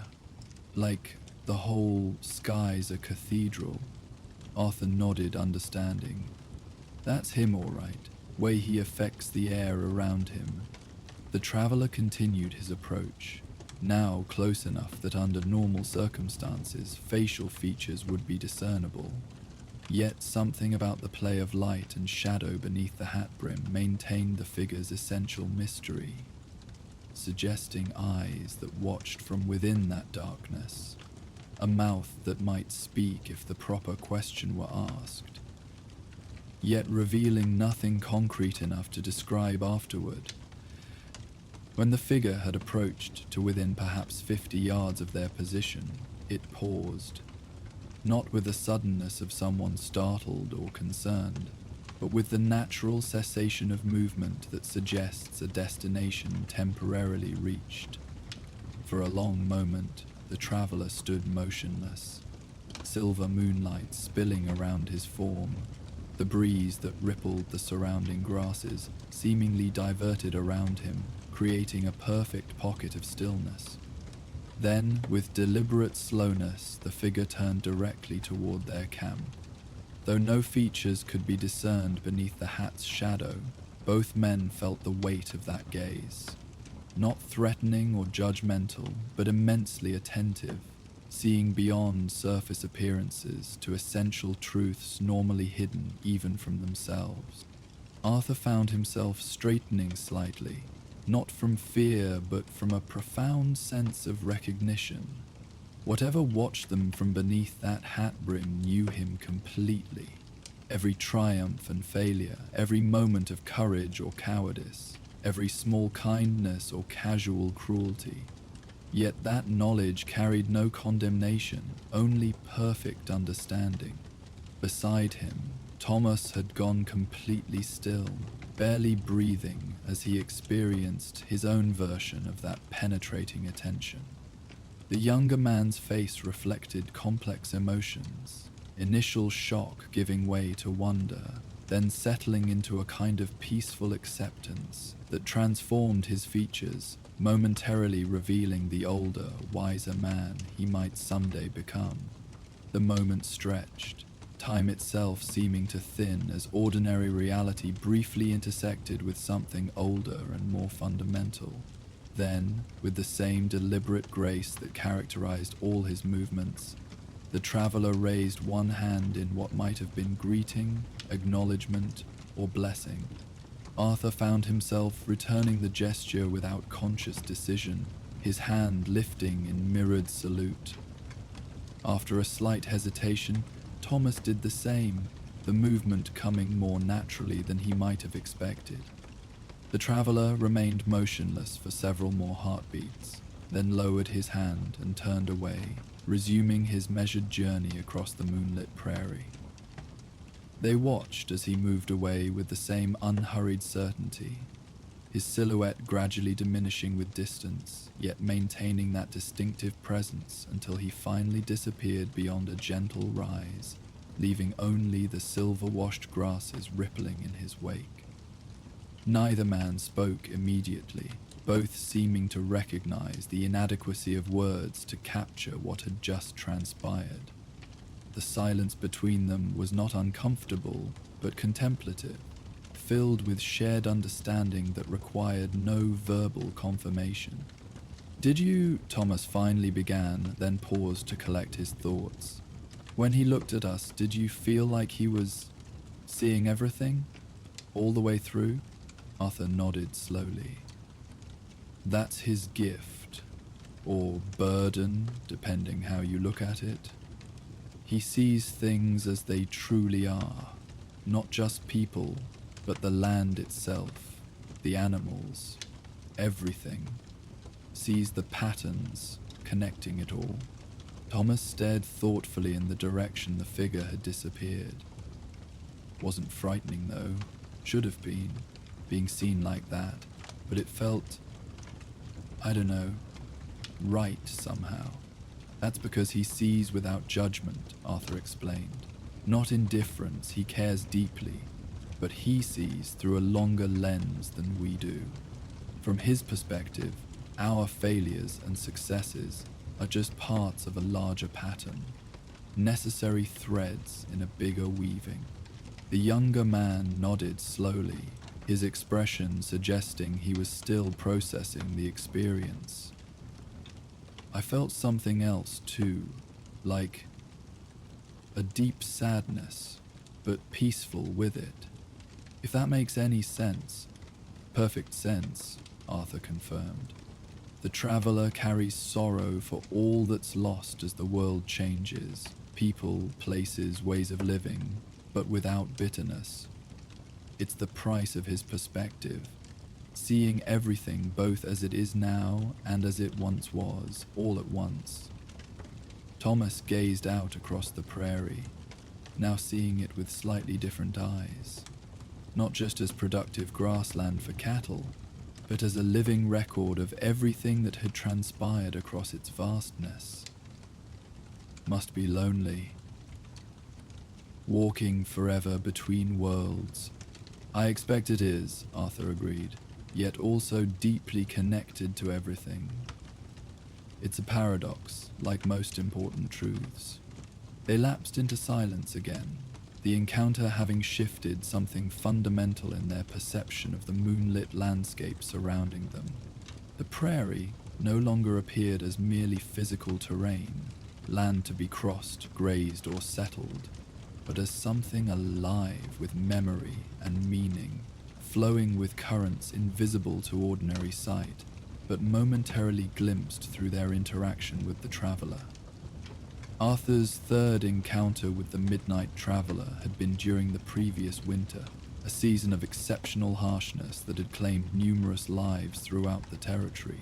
He had been returning from a scouting expedition when an unexpected blizzard descended with frightening swiftness, transforming familiar landscape into bewildering whiteout within minutes. His horse had stumbled in a hidden depression, throwing Arthur and wrenching its own leg badly enough to prevent further riding. Leading the injured animal through deepening snow, visibility reduced to arm's length by driving wind and ice particles, Arthur had quickly recognized the seriousness of his situation. Each step became increasingly difficult as cold penetrated his clothing, numbing extremities and gradually clouding judgment. He had known the signs of hypothermia well enough to recognize them in himself. The paradoxical sensation of warmth replacing initial chill, the growing desire to rest, just for a moment, the subtle confusion that made directional orientation increasingly uncertain. Fighting these dangerous symptoms with diminishing success, Arthur had been on the verge of succumbing when a darker shape materialized within the swirling whiteness. A tall figure in long coat and wide-brimmed hat, standing motionless amid the storm's fury, yet somehow untouched by the driving snow. No word had been spoken, no gesture made beyond the figure's mere presence. Then, with deliberate slowness, the traveler had turned and begun walking away, clearly expecting Arthur to follow. With effort that felt nearly superhuman, Arthur had forced his cold, stiffened legs to move, maintained his grip on his horse's reins, and followed the mysterious guide through blinding snowfall that seemed to part slightly around the traveler's form, creating navigable passage where moments before there had been only chaotic whiteout. How long they had traveled through these conditions Arthur couldn't later recall with certainty. Time perception distorted by cold, and the dreamlike quality of following a figure that seemed simultaneously substantial and ethereal. The journey had ended at a small lined shack nearly buried beneath snowdrifts, shelter Arthur would have missed completely in his increasingly compromised condition. By the time he had forced the door open and stumbled inside, the traveler had vanished completely, leaving no tracks in the freshly fallen snow, despite having been merely steps ahead moments earlier. Hours later, as the moon began its descent toward the western horizon, Thomas finally spoke again, his voice thoughtful in the pre-dawn stillness. "Do you think he was always whatever he is now? Or was he once just a man? Arthur considered the question as he tamped fresh tobacco into his pipe. Stories differ on that point. Some say he was a settler who got lost in a blizzard, wandering these plains until he crossed some boundary never meant to be crossed by the living. Others claim he was indigenous to these lands, a holy man who found a way to walk between worlds. Few say he wasn't ever human at all, but a spirit that took human form to better understand us. He struck a match, the brief flare illuminating his weathered features before settling into the steady glow of burning tobacco. For my part, I think he carries something of all three. The longer he walks, the more he absorbs from the land and its stories, becoming less the individual he once was, and more a living embodiment of the prairie itself. Thomas nodded slowly, finding wisdom in this perspective. That's why different people see him differently. He reflects what they bring to the encounter. Exactly so, Arthur confirmed, pleased by the younger man's insight. To someone fearing death, he might appear as gentle guide. To someone lost, a pathfinder. To someone grieving, a witness who understands their pain without need for explanation. The first faint lightening of the eastern sky signaled approaching dawn, the brilliant stars overhead gradually fading as night relinquished its hold. Both men watched as the transformation progressed, the silver pew moonlight slowly yielding to the warmer hues of sunrise. Will he disappear when the sun rises? Thomas asked, gesturing toward the brightening horizon. Arthur shook his head slightly. Not disappear exactly, more like withdraw into the deeper layers of the landscape where ordinary eyes can't follow. He's always present in some form, just not visible except under certain conditions.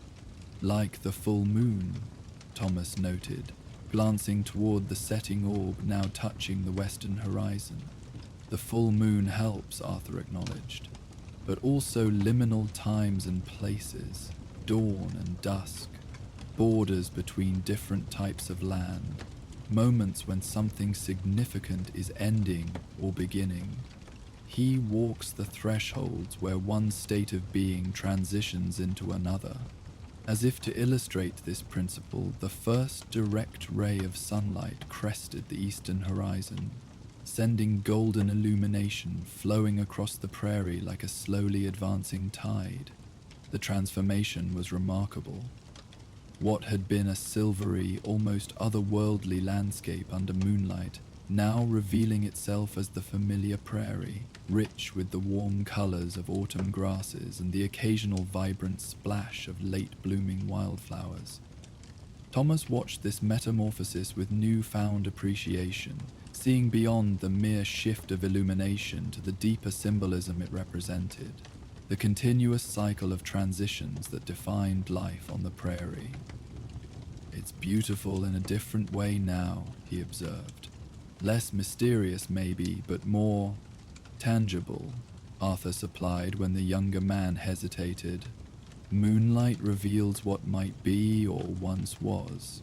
Sunlight shows what presently is, both necessary for complete understanding. This balanced perspective reflected Arthur's hard-won wisdom regarding the multiple layers of reality that existed simultaneously within the landscape, some visible only under specific conditions, others plainly apparent to ordinary observation, all contributing to the complete character of the place. The midnight traveler embodied this multiplicity, moving through realms both seen and unseen with equal familiarity. As full daylight gradually established itself across the prairie, both men began the practical tasks of breaking camp, banking the fire's remaining embers, securing loose gear, preparing their horses for the day's journey. Yet even these mundane activities carried a different quality after their shared experience, each movement informed by heightened awareness of the environment within which they operated. "Where are you headed after this?" Thomas asked as he tightened his horse's girth strap. Valentine, initially, Arthur replied, securing his bedroll behind his saddle. Got some business at the bank there, then likely north toward the Cumberland Forest. Heard there's work guiding some naturalists studying wildlife in that region. Thomas nodded, visibly turning over some thought before giving it voice. I've been at Emerald Ranch 3 years now. Good, steady work, decent pay, but lately... He glanced across the sun-brightened prairie, his expression suggesting complicated emotions. Lately, I've been feeling restless, like there's something more I should be doing or seeing or learning.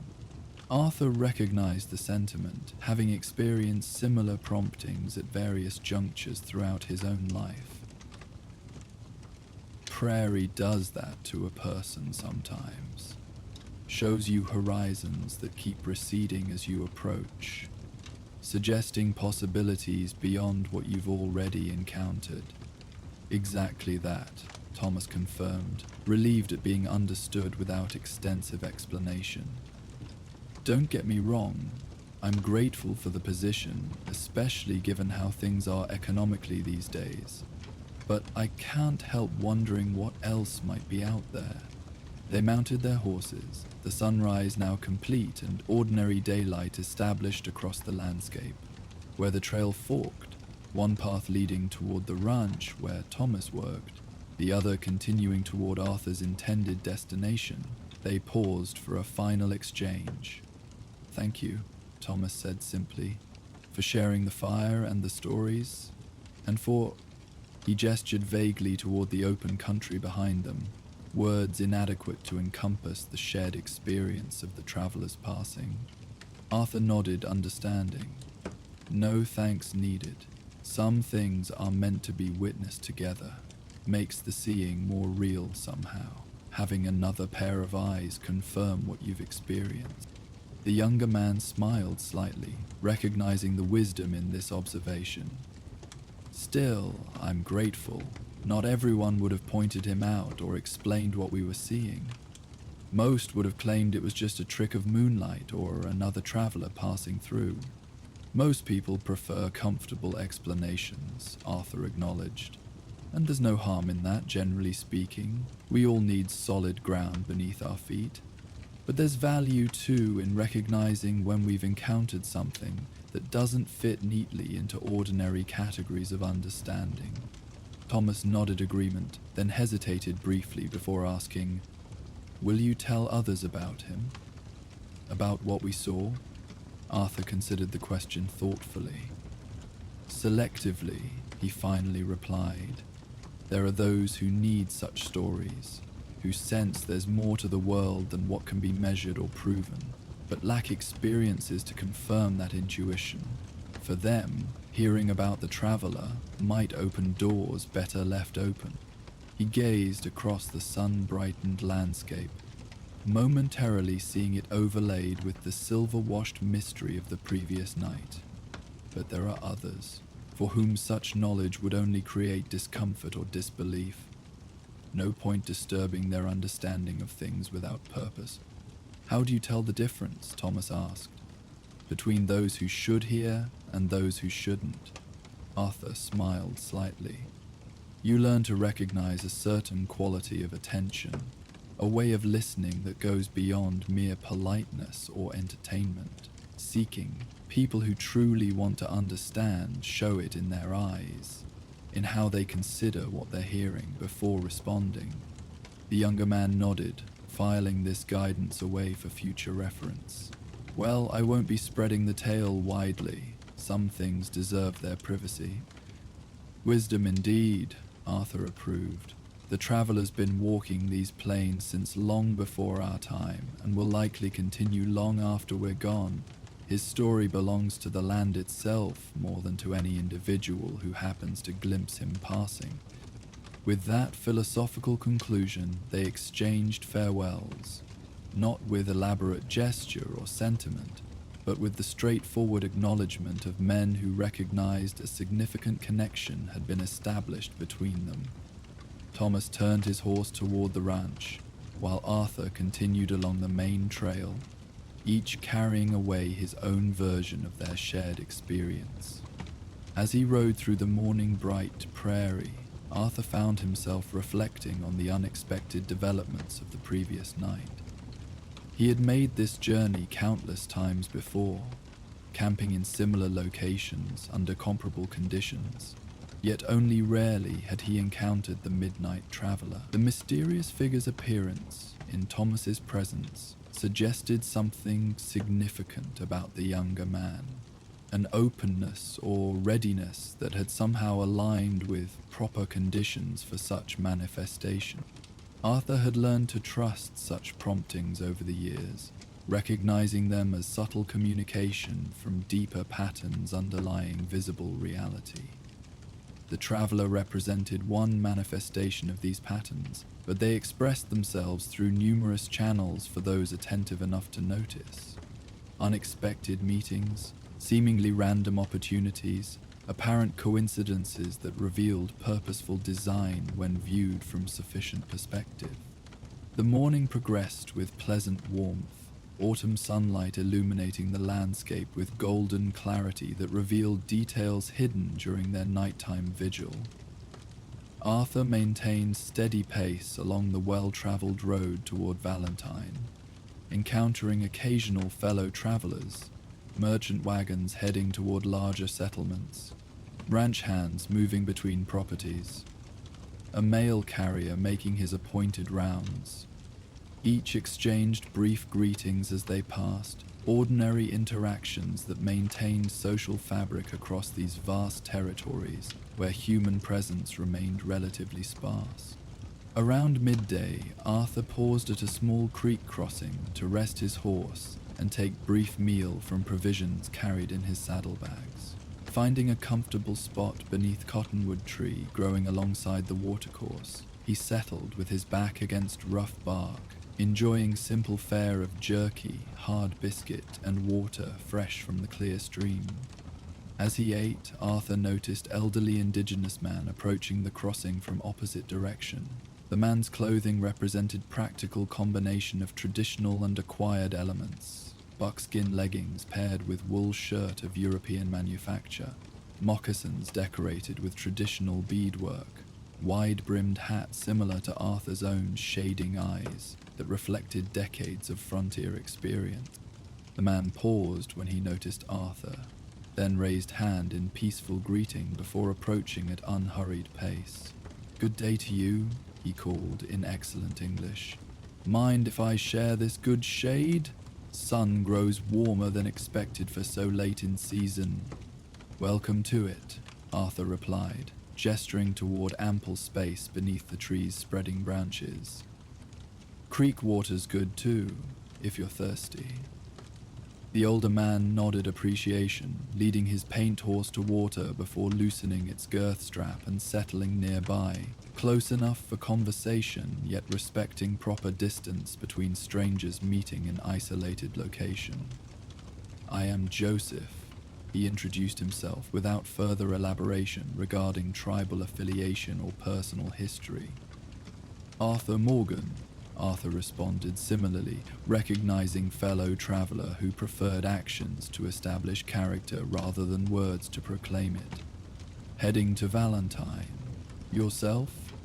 "South eventually," Joseph replied, "but no hurry.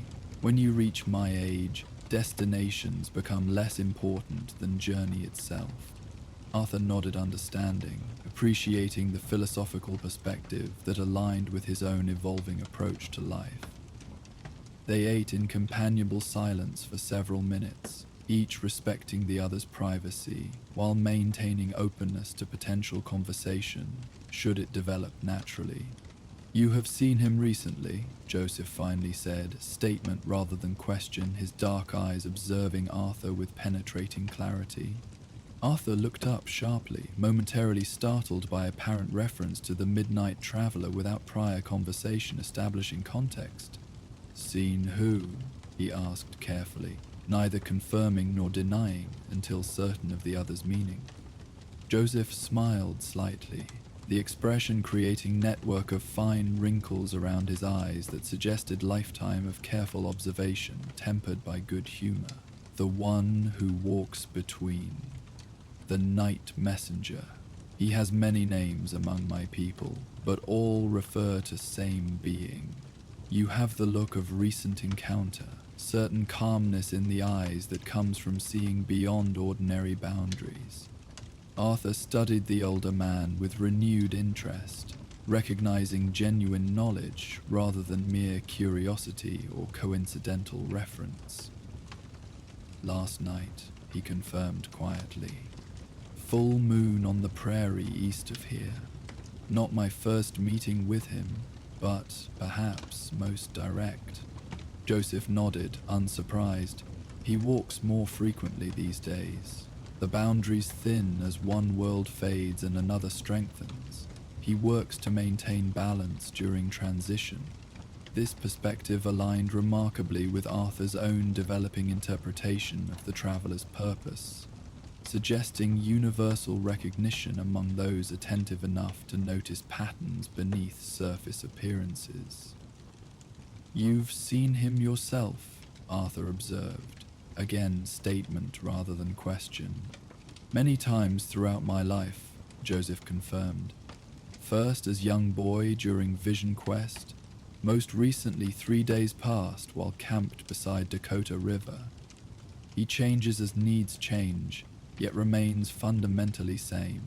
The witness who remembers, the guide who appears when transitions become difficult or dangerous." Arthur considered this characterization, finding it consistent with his own experiences while offering additional dimensions he hadn't previously articulated.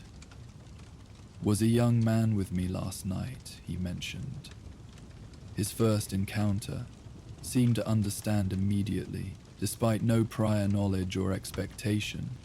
Some souls recognize naturally what others must learn through long experience, Joseph observed. Your young friend carries old awareness beneath new appearance. The one who walks sees such things clearly, appears accordingly. This assessment of Thomas's inherent receptivity confirmed Arthur's own impression. There were patterns at work beyond conscious recognition, connections and alignments that operated according to principles deeper than ordinary causality. "The world changes quickly now," Joseph continued after a thoughtful pause. "Iron roads crossing ancient paths, wire voices speaking across great distances, buildings rising where buffalo roamed within my own memory. The one who walks helps maintain essential continuity beneath such transformations." Arthur nodded agreement with this perspective, holding what matters while letting go of what doesn't, he summarized, showing that change itself can be navigated with grace rather than resistance. "Precisely so," Joseph confirmed, pleased by Arthur's comprehension. "Change itself is natural, inevitable, but how change occurs, with respect for what preceded or with disregard for established patterns, this determines whether transformation brings renewal or destruction." After finishing their respective meals and allowing horses additional rest, both men prepared to resume separate journeys. As they mounted, Joseph turned toward Arthur with a final observation that carried weight of genuine recognition rather than casual farewell. "Our paths cross briefly today, yet alignment feels significant rather than accidental," the older man noted. "Perhaps the one who walks arranges certain meetings, just as he prevents certain departures." Arthur considered this possibility thoughtfully, recognizing potential truth beyond mere coincidence. "Wouldn't surprise me," he acknowledged. "Seems part of his purpose, connecting those who share awareness of his existence, creating community across boundaries that might otherwise separate." Joseph nodded agreement before offering gesture of farewell that carried dignified formality despite its simplicity. Arthur returned the gesture with equal respect, recognizing fellow traveler along paths both physical and metaphysical. someone who similarly perceived multiple dimensions within seemingly ordinary landscape. The remainder of Arthur's journey passed without further remarkable incident, though his perception of ordinary landscape had been subtly transformed by recent experiences. Where previously he might have observed terrain primarily for practical navigation or potential hazards, now he found himself noticing how patterns of growth and movement reflected deeper principles operating beneath visible surface. The way certain plants clustered in mutual support, how animal trails followed contours revealing geological history, invisible to casual glance. The manner in which water shaped land and land directed water in continuous conversation spanning centuries. By late afternoon, Valentine appeared on horizon. The frontier town representing intersection of old and new, where traditional patterns of rural life increasingly accommodated emerging industrial elements, symbolized by railroad tracks cutting across previously open country. Arthur observed this juncture of different worlds with fresh awareness, recognizing it as exactly the type of threshold where the midnight traveler might manifest during transitional moments. As he rode down Main Street toward hotel where he maintained modest room during infrequent visits to town, Arthur noticed how differently he perceived familiar surroundings after his recent encounters. The inhabitants going about their business, merchants arranging displays, ranch hands enjoying rare leisure time, town officials maintaining semblance of ordered community, all participated in larger patterns they individually might never consciously recognize, yet which collectively established the character and purpose of this particular place at this specific moment in its evolution. Perhaps this represented the most significant gift offered by glimpsing the midnight traveler, Arthur reflected as he stabled his horse and collected his few possessions. Not dramatic revelation or supernatural intervention, but subtle shift in perception that revealed meaning and connection within apparently ordinary existence. The mysterious figure walking moonlit prairie embodied possibility of witnessing multiple dimensions simultaneously, seeing both physical reality and the deeper patterns flowing beneath its surface, recognizing both present circumstances and the larger context within which they unfolded. That evening, sitting alone at corner table in Smithfield Saloon, Arthur found himself sketching rough map of territories surrounding Valentine. Not for practical navigation, he knew these lands intimately after decades traversing them, but as visual representation of places where he had encountered the traveler throughout his life. Marking each location with small symbol, he gradually revealed patterns suggesting specific alignment with natural features representing transitions or boundaries. Places where forest met prairie, where waterways intersected significant trails, where ancient indigenous pathways crossed more recent settler routes. The emerging pattern confirmed developing theory that the midnight traveler appeared primarily at junctures where different worlds or ways of being connected, not just physical transitions, but historical and cultural thresholds where established patterns encountered emerging alternatives. These liminal spaces, where possibilities remained fluid rather than fixed, seemed to attract or perhaps necessitate the traveler's presence as mediator between what had been and what might yet develop.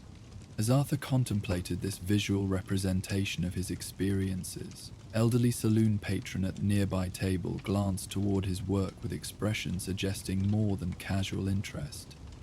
The man, white-bearded, well-dressed in manner indicating comfortable circumstances rather than frontier hardship, studied the marked map for several moments before meeting Arthur's gaze directly. "Mapping something specific?" he inquired, voice carrying cultured Eastern accent modified by evident years in Western territories, or just passing time. Arthur considered the question and its source before responding. Something in the older man's attentive gaze suggested genuine interest rather than mere curiosity. potential understanding rather than casual conversation. Bit of both, he acknowledged. Recording personal experiences across these territories, seeing if patterns emerge. The older man nodded thoughtfully, clearly recognizing significance beyond literal explanation. Mind if I join you? Might have observations worth comparing with your own.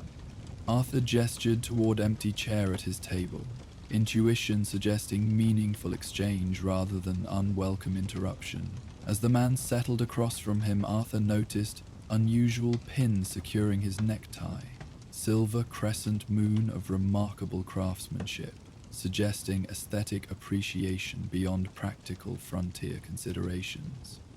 Professor Elias Whitman, the man introduced himself, formerly of Princeton University, currently documenting folklore and oral histories throughout Western territories for Smithsonian Institution.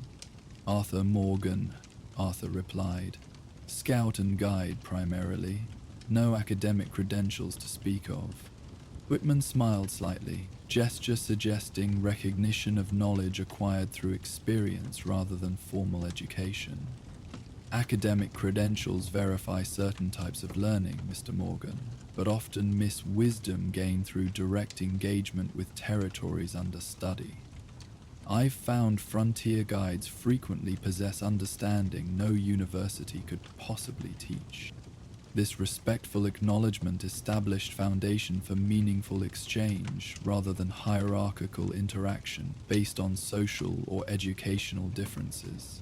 Arthur appreciated the professor's approach, recognizing genuine scholar rather than academic tourist, collecting exotic stories for Eastern entertainment. Your map interests me, Whitman continued, gesturing toward Arthur's sketch.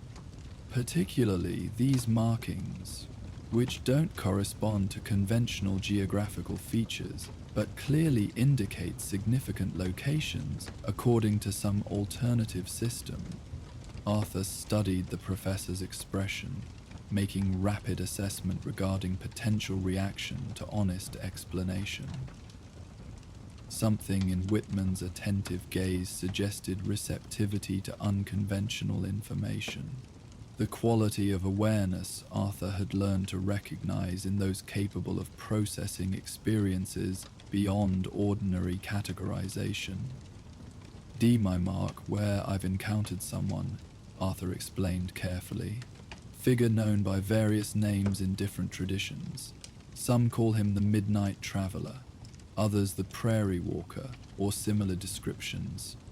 Being who appears primarily during full moon or at transitional moments, walking between established boundaries of ordinary experience. He paused, expecting skepticism or patronizing interest typical of educated Easterners encountering frontier beliefs. Instead, Whitman leaned forward with expression of genuine recognition, his focus intensifying rather than diminishing. Remarkable, the professor responded quietly. I've been documenting accounts of precisely such entity throughout these territories for past 3 years. Indigenous traditions reference being with similar characteristics across multiple tribal nations, though specific names and descriptions vary according to cultural framework. Settler communities maintain parallel accounts, often attributed to religious contexts, but containing core similarities, transcending denominational differences. As their conversation continued into the evening, Arthur recognized that his encounter with the Midnight Traveler and subsequent meeting with Thomas Riley had initiated a sequence of connections, first with Joseph, now with Professor Whitman, that suggested coordinated unfolding rather than mere coincidence. Each interaction had provided additional perspective regarding the mysterious figure walking the prairie, contributing to emerging understanding that transcended any single viewpoint or cultural framework. Perhaps this represented another dimension of the traveler's purpose, Arthur reflected as he later prepared for sleep in his modest hotel room. Not merely walking alone between worlds, but creating connections among those who glimpsed him passing. establishing network of awareness that might preserve essential understanding even as external circumstances underwent accelerating transformation. Arthur Morgan drifted towards sleep with profound sense of gratitude, not just for his own encounters with the mysterious figure, but for the shared recognition these experiences had generated across apparent boundaries of culture, education, and individual circumstance. The midnight traveler walked eternal rounds beneath prairie moon, maintaining essential balance between what had been and what might yet become, creating subtle connections that preserved deeper meanings amid superficial change. And in doing so, the traveler had revealed something profound about existence itself, that beneath apparent separateness flowed currents of connection most never perceived, patterns of meaning that transcended individual experience while finding expression through it. This awareness continued with Arthur long after specific memories of silver-washed grasslands and shadowed figure had faded from immediate attention. Quiet flame illuminating both outer landscape and interior territories through which he journeyed, with gradually deepening understanding. Somewhere beyond direct sight, yet persistently present within the deeper layers of the landscape itself, the midnight traveler continued his eternal rounds beneath moon and sun alike, walking the thresholds where visible and invisible worlds touch, maintaining essential connections between what is, what was, and what might yet be across the enduring prairie that contained them all.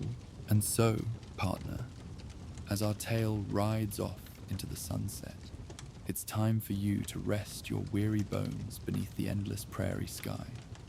Let the sounds of the west be your lullaby tonight, from the gentle crackle of the campfire to the soft prairie winds and the distant song of nightbirds, all flowing uninterrupted, with no advertisements to break the peace of your slumber. Sweet dreams, cowpoke, and may your trail lead to peaceful pastures tonight.